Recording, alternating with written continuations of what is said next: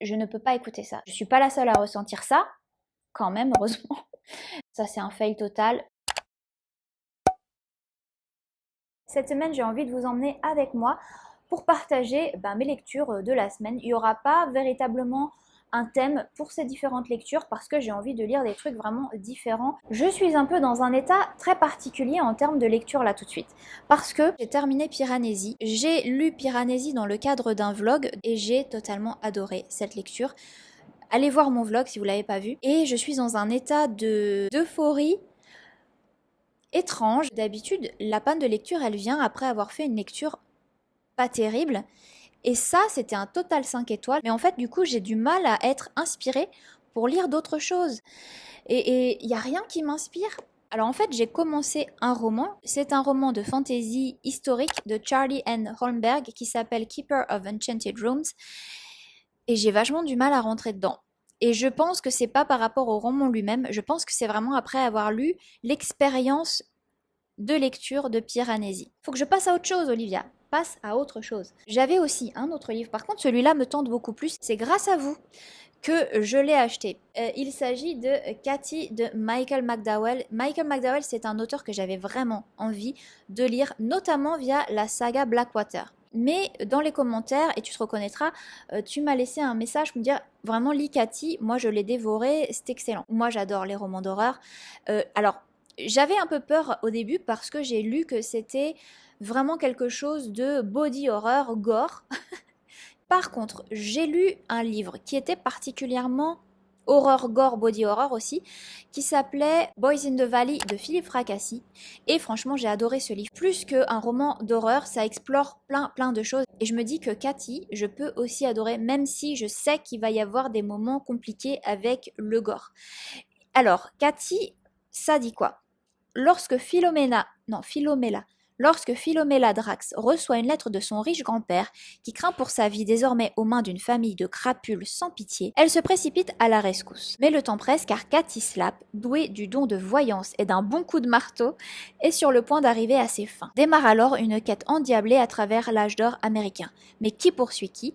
Car personne n'échappe à Cathy la furie. Ça a l'air complètement dingue cette lecture, et ce que tu m'en as dit m'a vraiment donné envie de le lire. Je trouve que le livre est absolument magnifique. Alors j'espère vraiment que je vais aimer parce que j'adorerais lire la saga Blackwater. J'aime l'horreur, voilà, c'est vraiment un genre, vous le savez, j'aime les thrillers, j'aime l'horreur, j'aime les trucs paranormaux. J'ai ce petit côté sombre en moi, je peux rien y faire. Après, le body horror, je sais pas. Alors on va voir, hein. Écoutez, je n'ai jamais lu de Michael McDowell. Merci infiniment pour la recommandation. Vraiment pour moi, cette chaîne, je l'ai créée pour discuter avec des gens, pour partager mes lectures. Donc recevoir des recommandations, ça me fait vraiment énormément plaisir. J'avais pensé aussi dans ce vlog à lire Beach Read, comme un roman d'été de Emily Henry. Parce que c'est une autrice que j'avais envie de découvrir, même si je suis pas une grande fan des romances contemporaines. Mais voilà, Emily Henry, tout le monde en parle, j'ai envie de connaître cette autrice moi aussi. On va parler ici d'un homme qui s'appelle Augustus Everett, un peu bizarre comme nom, qui est un écrivain entre guillemets sérieux, considéré comme le nouveau génie des lettres américaines. Et en même temps, on va avoir January Andrews, qui elle ne compte plus les best-sellers publiés, mais dans un tout autre registre, la comédie romantique. D'après ce que je comprends du résumé, ils sont complètement aux antipodes l'un de l'autre, mais ils vont se lancer un défi, c'est-à-dire que lui va écrire une comédie romantique et elle un roman très torturé comme apparemment il a l'habitude d'écrire. Comme Keeper of Enchanted Rooms n'a pas l'air de me plaire des masses, j'aurais L'ours et le rossignol de Catherine Arden qui m'intéresse, et autrement j'ai super envie de lire Les sirènes de Malibu de Taylor Jenkins Reid. Je vais laisser libre cours à mon envie, je pense, dans ce vlog, parce que comme je vous l'ai dit, après Piranesi, c'est dur de retrouver des lectures plus communes. Je dis pas ça dans le mauvais sens du terme. Je dis juste que voilà, des lectures de fantasy, de romance contemporaines, qui sont un petit peu plus communes que ce qu'est Piranesi, tout simplement par le fait que Piranesi c'était un ovni total. Je pense que je vais lire Cathy et que en même temps je vais être en audiobook avec Beach Read quand je ferai mes petites activités. Donc on se retrouve bientôt. Yeah, I'm about to fade away, cause every time I wake up I feel like it's Monday. Something's going wrong with all the chemicals up in my brain. J'ai profité de cette lecture au soleil avec petite bière, voilà. Just let me be me and I'll stay out of your way. I can see the way you look at me, I'm such a disgrace. I never really asked to be brought into this place. You wanna love me? Well then baby have a taste. All the highs and the lows, no you'll never be the same. I don't really wanna hurt you but I can't control the pain. If you're sticking by my side, maybe we could be okay. Okay, okay, maybe you could be the change I need today. I promise that I've never felt this way. I really hope that you will choose to stay through all the pain. Je vous reprends pour vous faire une petite update puisque j'ai terminé la lecture de Cathy de Michael McDowell et donc on va en discuter ensemble. J'ai vraiment beaucoup aimé ce roman pour moi. Déjà, ce qui m'a énormément plu dès les premières lignes, dès les premiers mots, c'est la plume de Michael McDowell parce que je trouve que c'est extrêmement bien écrit. Il a été publié en 1982. Mais clairement, on sent, je pense que c'est fait exprès, c'est écrit assez ancien, on sent vraiment, et c'est pas que dans les dialogues, on sent vraiment que les constructions de phrases nous font vraiment rappeler le 19e siècle au moment où se passe cette fiction historique mêlée d'horreur. Et ce que j'ai particulièrement aimé aussi, c'est que, alors effectivement, il y a du body horror, il y a du gore, ça commence déjà dès les premières pages, hein. Franchement, ça c'est clair. Par contre, il y a un espèce de second degré, les choses sont poussées tellement loin, c'est tellement détaillé dans les meurtres de façon vraiment très crue, etc., qu'on sent que c'est un peu du second degré, on sent qu'il y a quand même de l'humour noir là-dedans. C'est autant horrifique que ça peut faire sourire parce que on sent qu'il pousse vraiment très très loin dans les descriptions, dans les détails gore de ces scènes, et moi, je me suis quand même assez marrée à certains moments parce que même si c'était horrifique, on sent le second degré dans cette écriture. Ça fait autant frissonner que sourire par rapport à l'exagération de certaines scènes. Moi, j'imaginais une direction, on prenait systématiquement une autre direction. Vraiment, à chaque fois, j'étais vraiment surprise. Et donc, j'ai adoré cette lecture parce que ça n'allait jamais dans le sens que je pensais que ça irait. Dans ce livre, on va suivre Cathy la furie. En réalité, on va beaucoup plus suivre Philomela, qui est à l'inverse de l'antagoniste, la protagoniste du roman, celle qu'on va suivre. J'étais même étonnée d'ailleurs que pendant une bonne partie du roman, vers la moitié je crois, Cathy semblait complètement même disparaître du roman. On n'entendait plus parler d'elle, ce qui est une bonne chose parce que croyez-moi que quand Cathy apparaît dans les pages de ce livre, souvent c'est suivi d'un meurtre affreux. Donc on a été un petit peu, pendant un moment là, dans le roman, on a eu quelques pauses, on va dire, dans l'horreur des agissements de Cathy et de sa famille. Ici, tout le monde y passe. Voilà, il faut savoir, c'est que tout le monde y passe. Donc, de l'être le plus innocent au vieillard sans défense, ils y passent tous. C'est-à-dire que là, il n'y a vraiment aucune limite. Aucune limite. Mais comme je vous dis, il y a quand même cet aspect assez second degré dans l'écriture.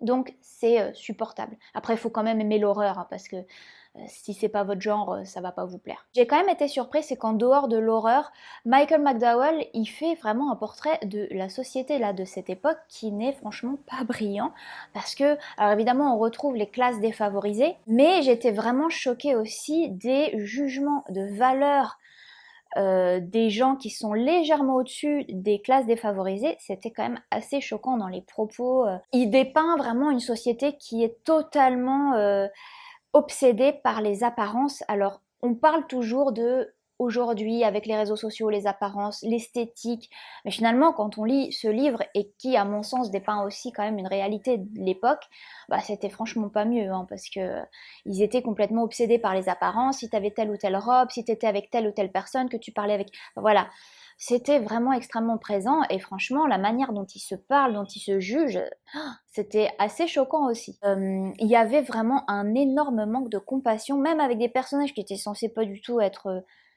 vilains, quoi. Il y avait toujours un manque évident de compassion en général dans la société. Ça, j'ai trouvé que vraiment c'était aussi intéressant de montrer qu'on n'est pas seulement dans l'horreur d'un personnage qui est profondément exagéré et qui va tuer tout le monde au marteau comme une folle, mais la société elle-même fait pas de cadeau, quoi. Voilà, qu'est-ce que je peux vous dire de plus? Bah, que j'ai vraiment profondément adoré cette histoire. Je me suis complètement plongée dans l'histoire de Philomela, dans son histoire familiale, dans comment elle allait s'en sortir. Et c'est vrai que j'ai eu très très peur pour plusieurs personnages parce que chaque fois que Philomela semble s'en sortir un petit peu, semble se sortir enfin la tête de l'eau, il lui arrive des drames, des tragédies, c'est hallucinant.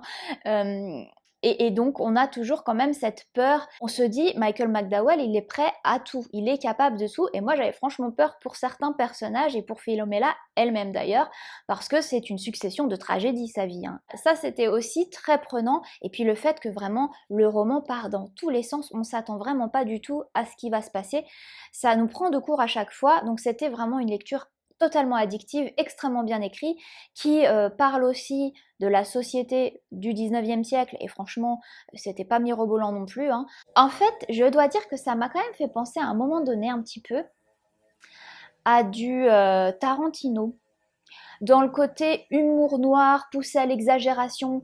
Il y a certaines scènes des films de Tarantino auxquelles j'ai pensé comme ça, parce que je me suis dit, ça me fait penser, je sais plus, le film là avec les trois filles en voiture, j'ai plus le titre de ce livre, de ce film, mais ça m'a fait un peu penser à ça à certains moments parce que c'était vraiment poussé à l'exagération.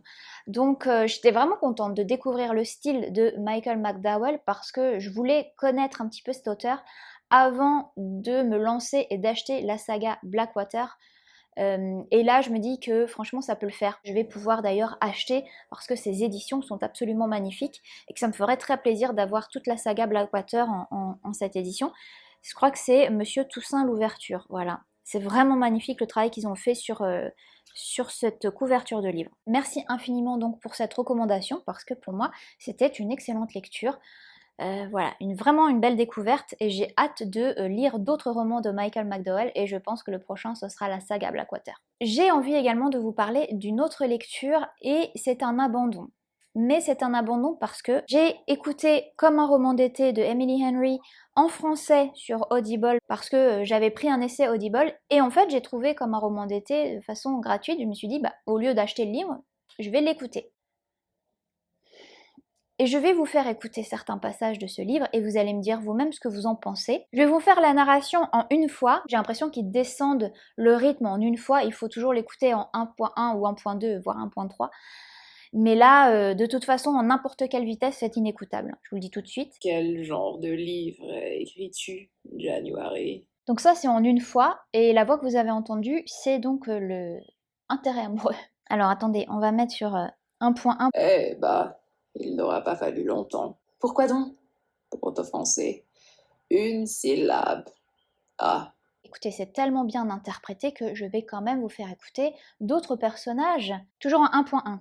deux écrivains dans la même petite rue de Northberg Shores. Ah, je parie que vous allez tailler la bavette tout l'été. Je crois que c'est un signe du destin. Oh, je sais bien, mais on parle de ce manuscrit. Celui qui a déjà pris 15 mois. Je peux pas écouter ça. J'ai fait l'effort, hein. J'ai essayé, j'ai été jusqu'au chapitre 11 ou 14. Je peux pas, je peux pas.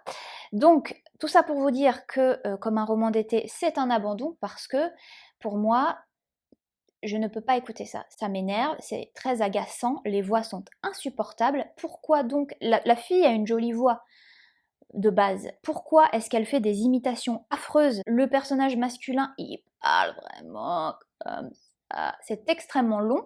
T'es obligé, alors j'ai dû mettre jusqu'à 1.3, 1.4, et en fait, lui du coup, il parlait normalement, mais elle a parlé trop vite comme ça. C'était ridicule. Il n'y a aucun moyen d'écouter ce livre. Alors, je suis quand même allée voir dans les commentaires sur Audible, et je suis pas la seule à ressentir ça, quand même, heureusement. Personne a trouvé que c'était bien interprété, c'est juste une catastrophe. Voilà, il faut dire la vérité. Imaginez, vous prenez un crédit de 10 € pour écouter ce truc et c'est juste, vous ne pouvez pas apprécier un livre à cause de cette narration. C'est quand même un petit peu exagéré, vous trouvez pas? Je ne comprends pas comment il n'y ait pas un producteur, un éditeur, quelqu'un de l'équipe française là, qui a dit non mais les voix sont pas écoutables. Non, non, personne a trouvé ça bizarre, tout le monde a trouvé ça génial, apparemment. Donc écoutez, déjà les romances contemporaines c'est pas tellement mon truc, mais j'ai remarqué aussi un peu un pattern là de quelque chose que j'aime pas, et c'était un peu la même chose avec Ashley Poston par exemple, quand il y a d'autres éléments de la vie normales de la vie quotidienne, des dramas, des tragédies quotidiennes qu'on peut tous vivre. Ça me déplaît dans les romances. Parce que moi, quand je lis, j'aime vraiment m'évader.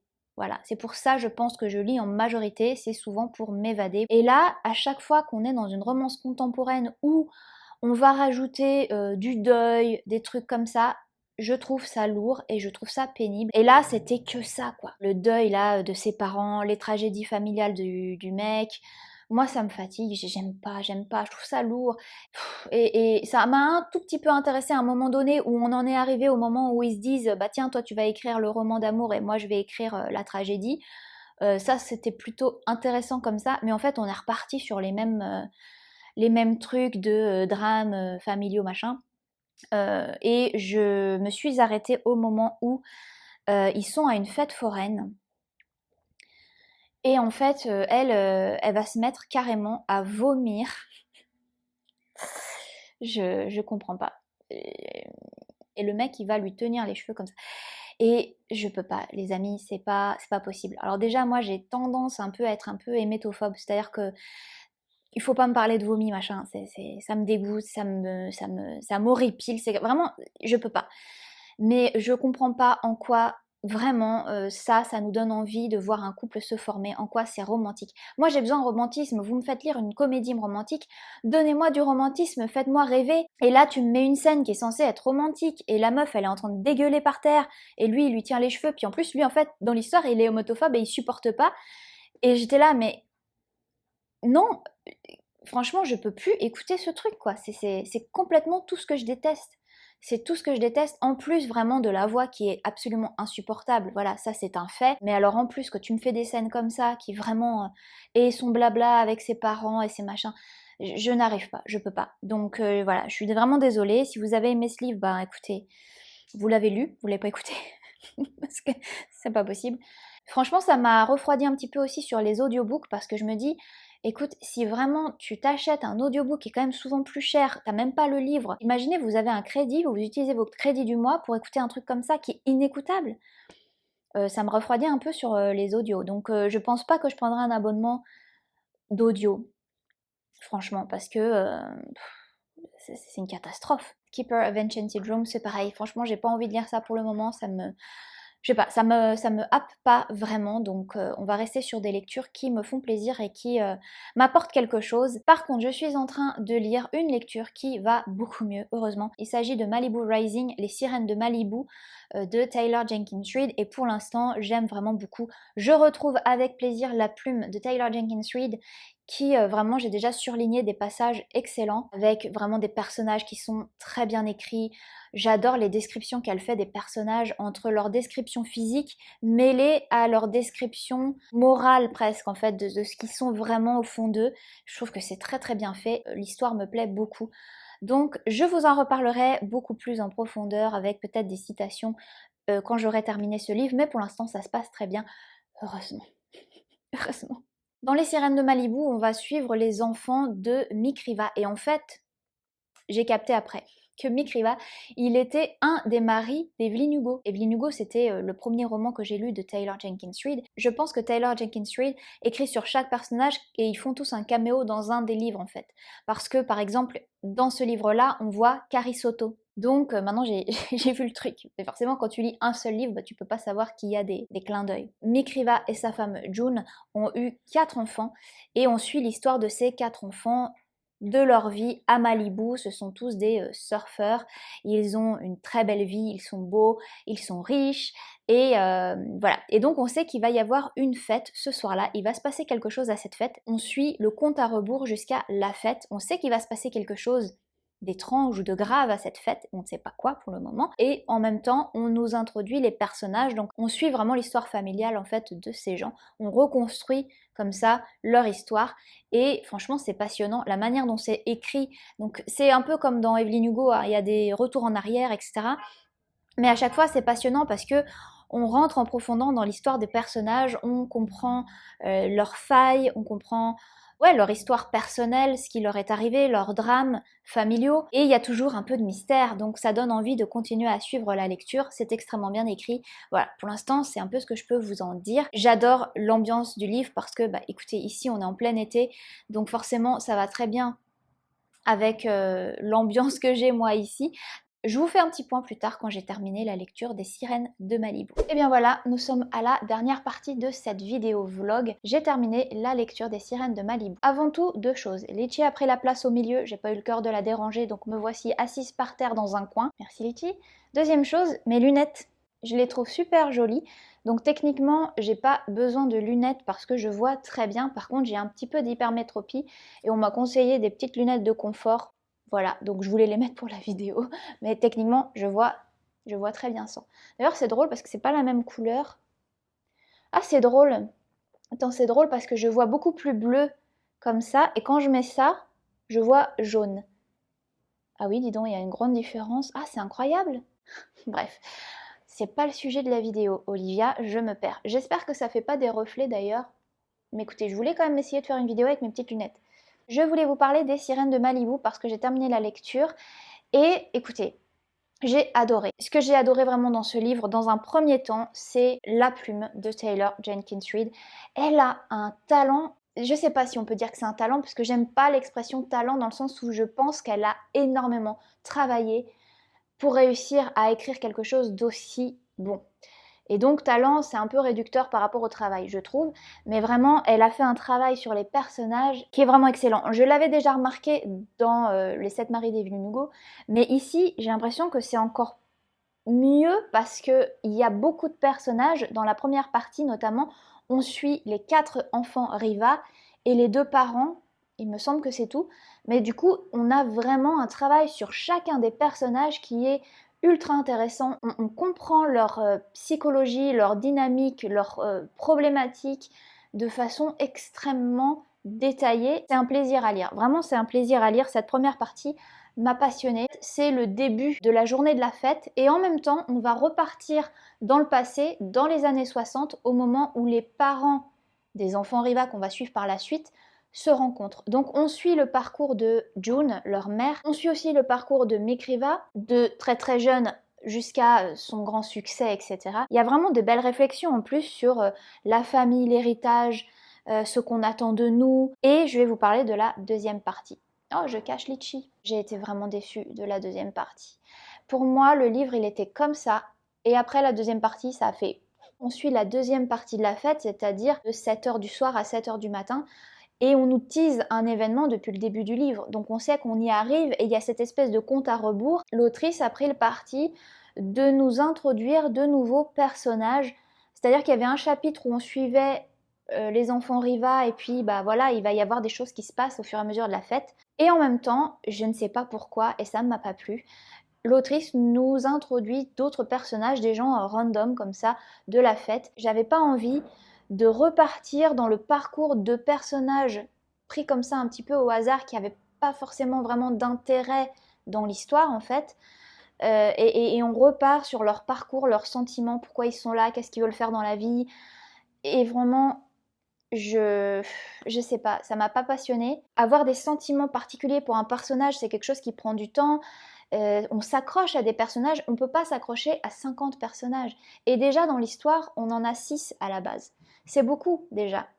Et là, le fait qu'on reparte sur des personnages lambda, random comme ça, qui sont à la fête, mais évidemment qui n'ont pas vraiment beaucoup d'intérêt, je dirais, pour l'histoire en général. Donc évidemment, il y a un intérêt parce qu'il va y avoir leurs agissements dans la fête, mais bah, moi, mon sentiment, voilà, c'est juste comme ça, c'est mon sentiment à moi personnel de toute façon. Dès que je commençais un chapitre et je voyais que c'était un autre personnage que je connaissais pas, random comme ça, j'avais pas envie de lire. Je me suis retrouvée à un moment donné où j'ai carrément eu envie de passer rapidement ces passages-là. Moi, j'avais envie de lire la suite. Moi, je ne lis jamais en diagonale, je lis vraiment tous les mots, je les lis. C'est pour ça que je lis pas forcément très rapidement. Et là, j'ai commencé à lire que les dialogues.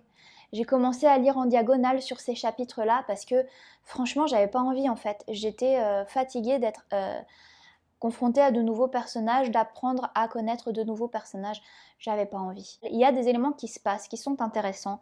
Il y a des dialogues que j'ai beaucoup aimés aussi. C'est tout ce qui concerne les enfants Riva. Les autres, franchement, j'avais vraiment pas d'intérêt pour eux.